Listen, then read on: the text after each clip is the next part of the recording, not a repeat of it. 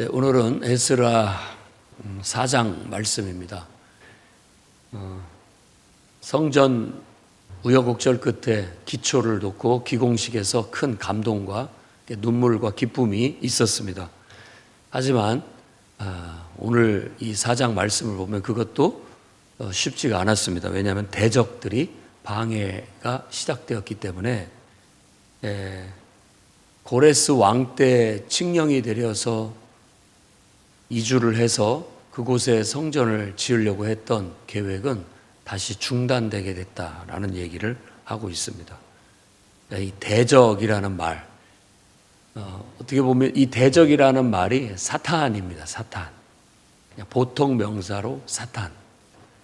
그걸 고유명사로 썼을 때는 항상 하나님을 대적하고 방해하는 어떤 영적 세력 이런 것들을 이제 사탄이라고 그렇게 지칭을 하고, 신약 성경에서는 마귀 이렇게 얘기도 하고, 또 옛날 에덴 동산에서는 뱀이라고 해서 옛뱀이라고도 그렇게 얘기하고, 그것이 이제 다니엘이나 이런 예언자들의 용어에 보면 괴물로 나타나서 요한계시록에도 용이라는 그런 괴물의 형체로 묘사를 하고 있습니다.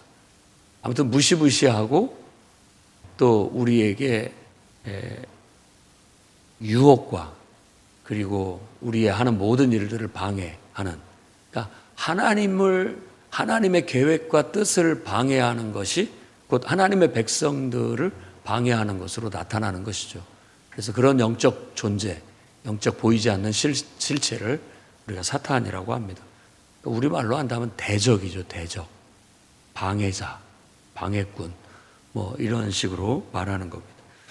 그 당시 때 이제 성전 기초를 쌓고 성전을 건축하려고 하는 것도 백성들을 내부적으로 독려해서 그 일을 하게끔 헌신하고 하는 것도 쉽지 않은 일이었는데 외부의 적이 나타나게 됐습니다. 이 사람들은 이제 그 팔레스타인, 그러니까 가나안 땅이라고 한다면 그 가나안 땅에 있는 사람들, 그러니까 주로 저 위쪽에 북쪽에 있는 사마리아에는 아수르 정책에 의해서 이스라엘 민족은 거기서 다 전부 하나도 남김없이 다 추방을 시켜버리고 다른 데로 이주를 시키고 다른 이방 민족을 사마리아 성에 이주를 시킨 거예요. 그러니까 같은 땅에 살고 있지만, 같은 나라에 살고 있지만 다른 민족이에요. 민족 자체를 이주를 시키는 정책을 폈기 때문에 그렇습니다. 그리고 아수르의 지배를 받다가 이제는 바벨론의 지배를 받다 이제는 페르시아의 지배를 받게 되는 그런 상황 속에 놓여지게 됐죠.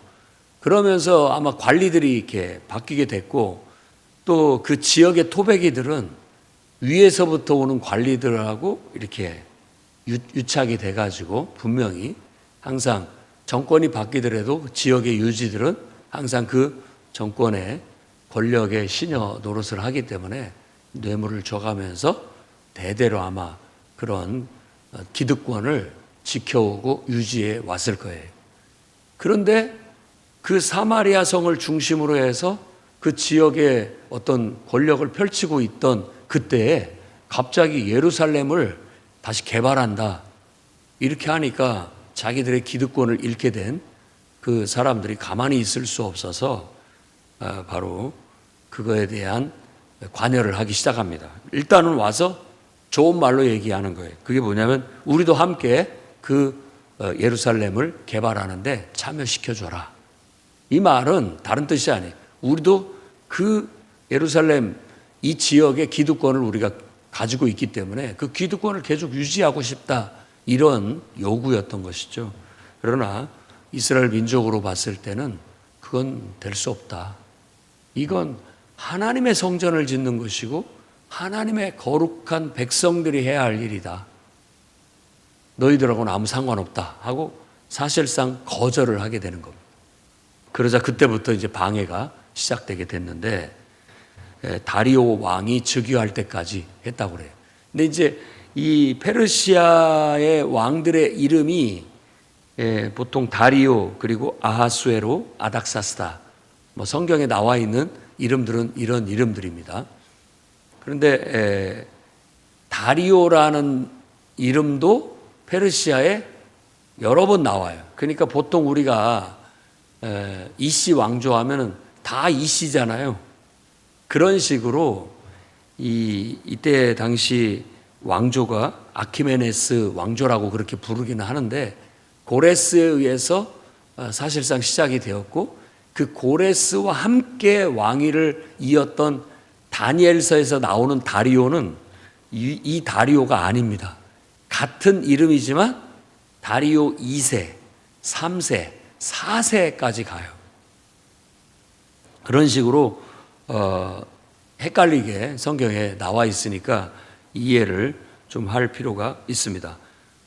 그리고 아하수에로, 아닥사스다, 그리고 아하수에로, 이런 사람들 이름들도 이제 실제 세계사에 기록된 이름은 이제 크세르크세스라고 하는, 아닥이라는 말은 더 위대한 이런 뜻을 갖고 있어서 똑같이 사스다라는 말은 크세르크세스를 말하는 그런 용어입니다. 그러니까 히브리식 음역을 해서 한 이름이라고 볼 수 있죠. 가만히 보면 일단 고레스가 있고, 그 다음에 이 아닥사스다라고 하는 사람은 세계사에서 나오는 캄비세스라고 하는 그런 페르시아 황제를 얘기하고 있고, 그 다음에 다리오가 나오는데, 이제 실제로 고레스 때부터가 페르시아 바사 왕이라고 보기 때문에 지금 이 나오는 다리오는 다니엘서에서 나오는 다리오가 아니라 페르시아 바사 제국의 다리오라고 해서 다리오 1세가 되는 거고, 그 다음에 에스더서에서 나오는 아하수에로는 그 다음 왕이 되게 됩니다. 그러니까 똑같이 그때도 이제 크세르크세스라는 그런 이름을 갖고는 있습니다. 그 다음에 그 뒤에도 아닥사스다가 나오고, 그러니까 왕위가 계속 이어지는데 왕의 이름이 똑같은 이름으로 쭉 이어져요. 다리오가 또 나오고, 또 아닥사스다가 나오고, 계속 이어지는 것이죠.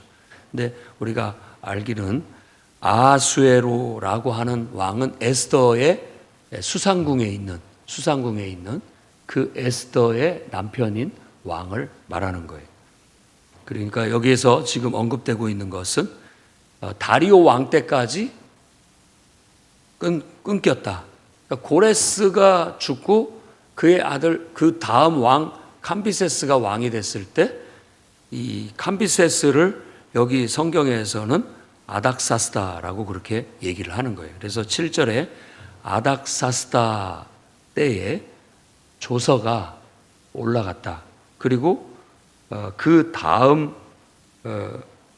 왕인 다리오 때까지 그 성전의 공사는 중단됐다라고 그렇게 얘기를 하고 있습니다.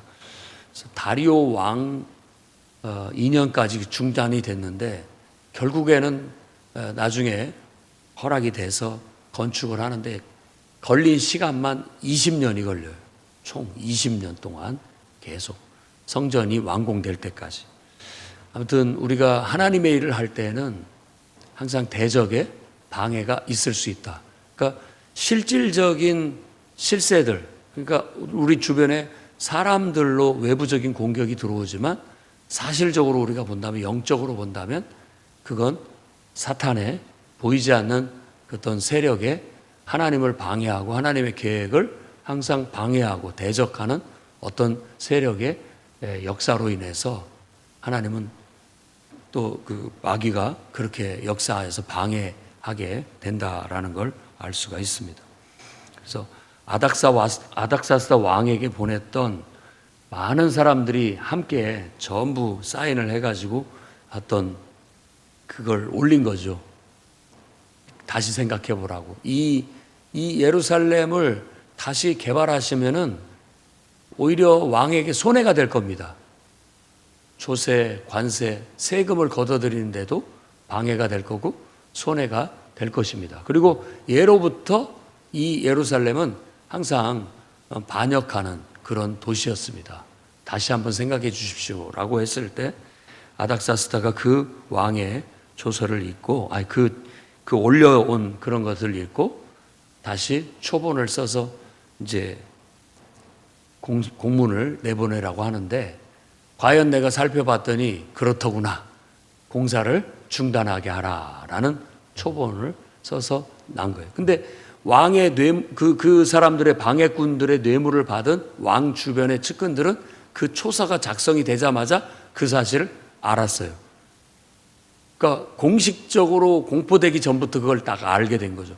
그래서 그 사실을 이제 가나안 땅에 있는 자기에게 뇌물을 줬던 기득권자들한테 알렸더니 그들이 와서 무력으로 공사를 못하도록 회방을 쳤다라고 그렇게 오늘 말씀에 얘기를 하고 있습니다.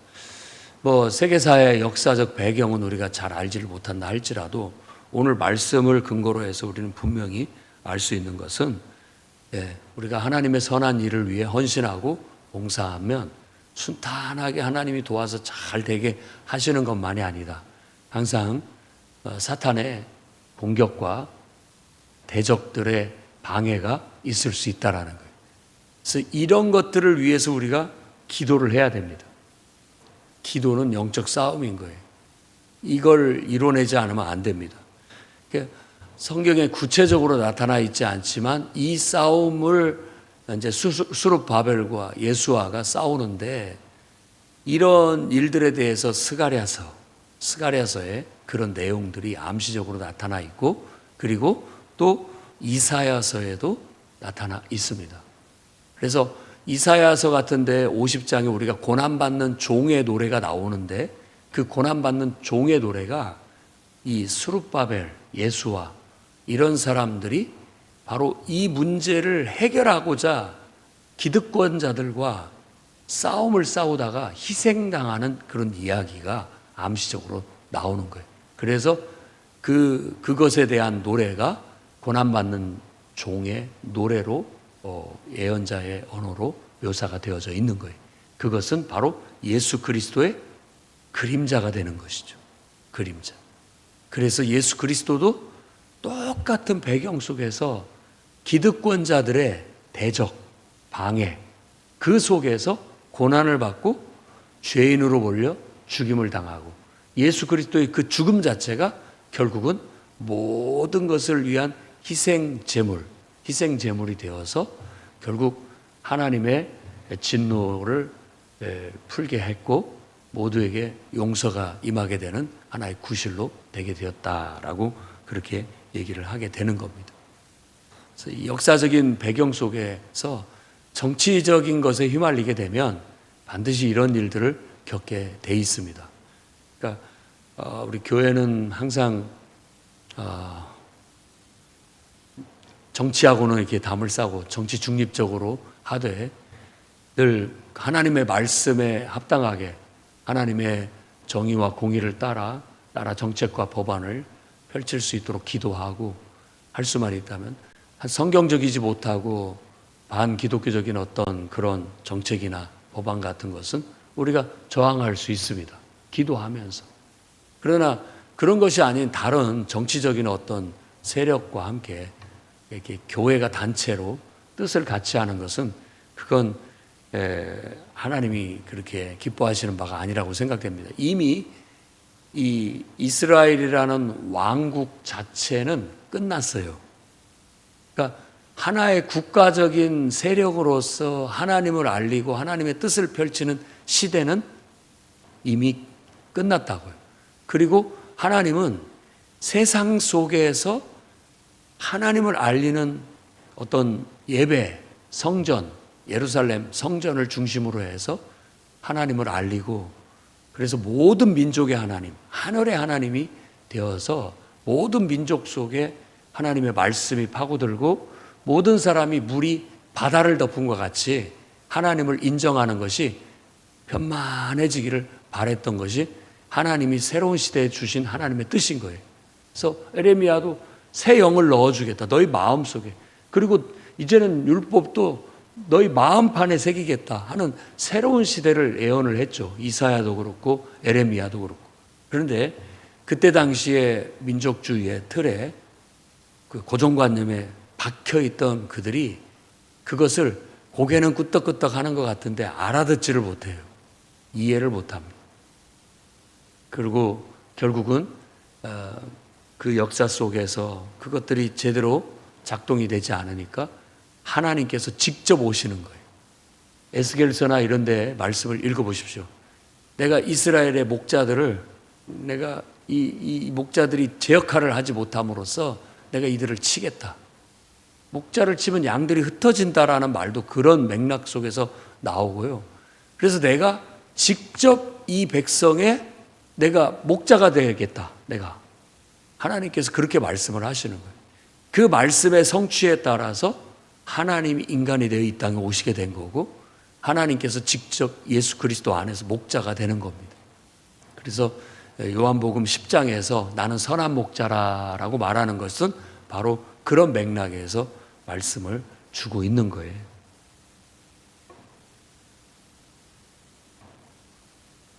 언제든지 똑같이 역사는 반복이 됩니다.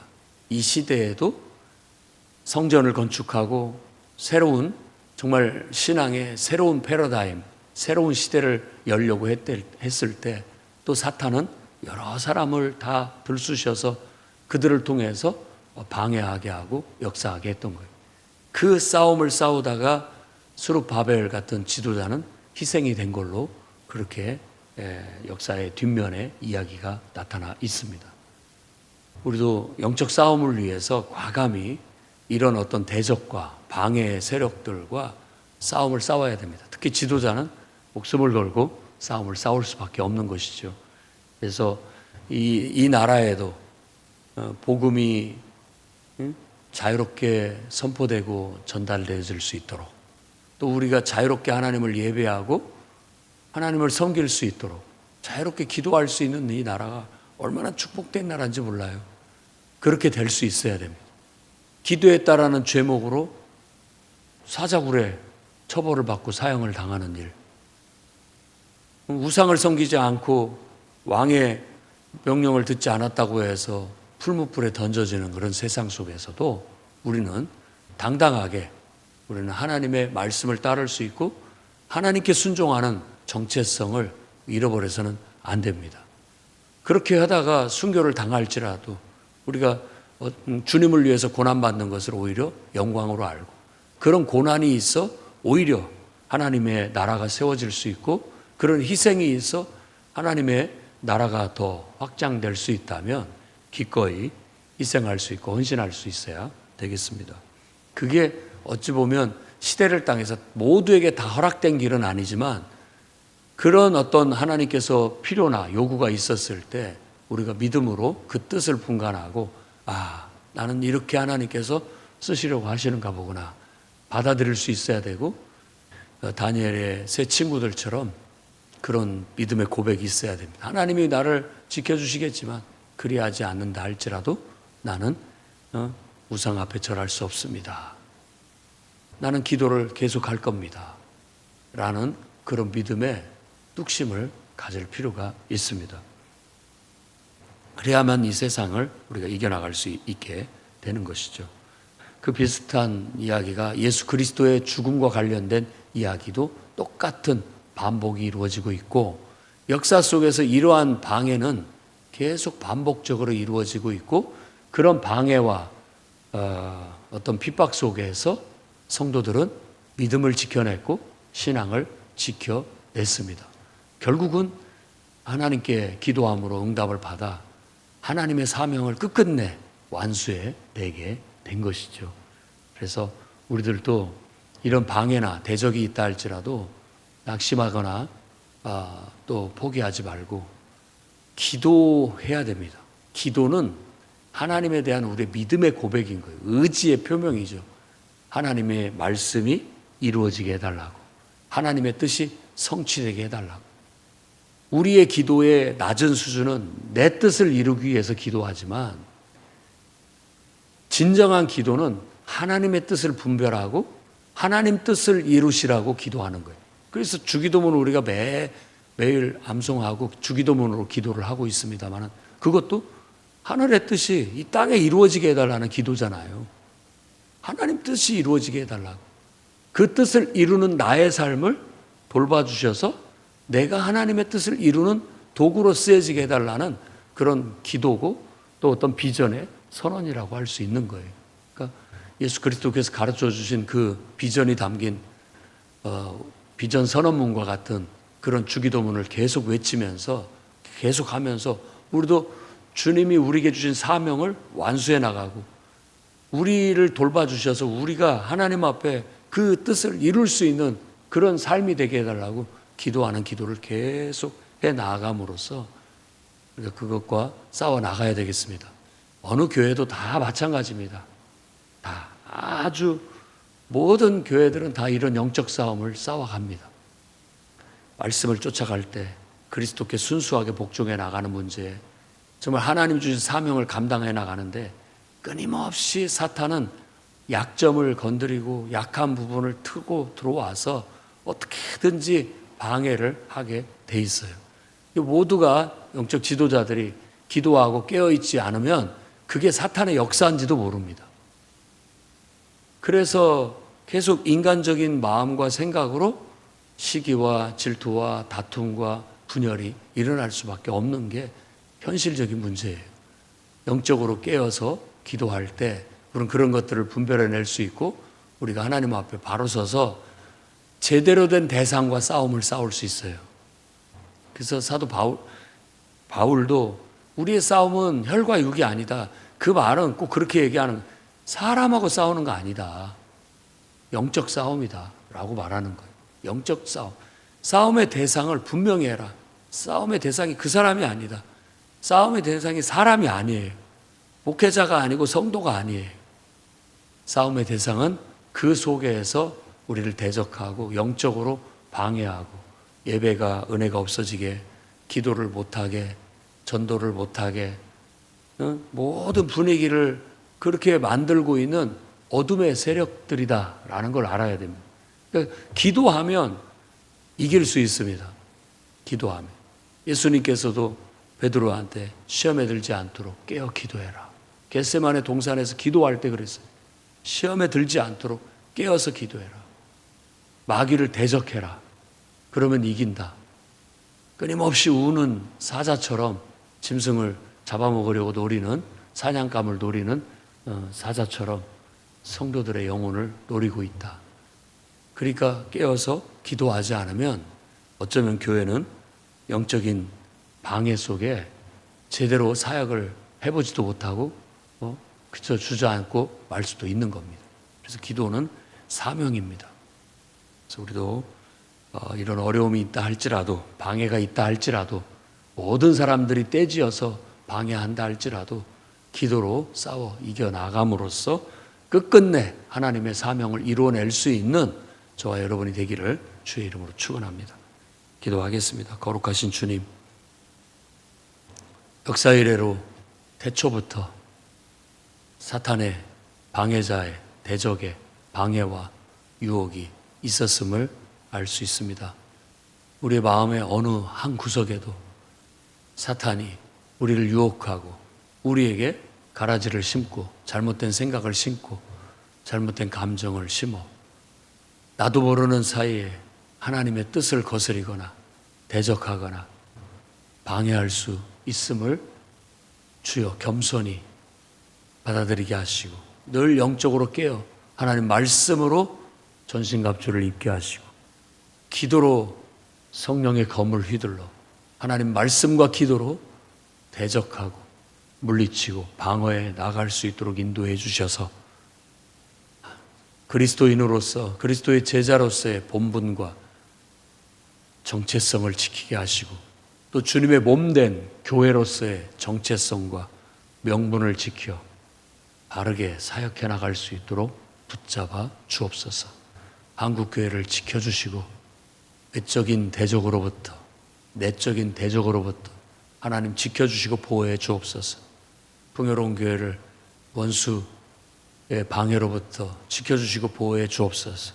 성도들 한 영혼 한 영혼을 광명의 천사로 가장하는 사탄의 유혹과 미혹으로부터 지켜 보호해 주옵소서. 모두가 깨어 기도하고 영적 싸움을 싸우고 하나님 믿음에 이르게 하시고 믿음으로 말미암아 싸워 이길 수 있게 해주셔서 하나님께 귀하게 쓰임받는 주님의 종들이 다 되게 해 주옵소서. 예수님 이름으로 기도드립니다.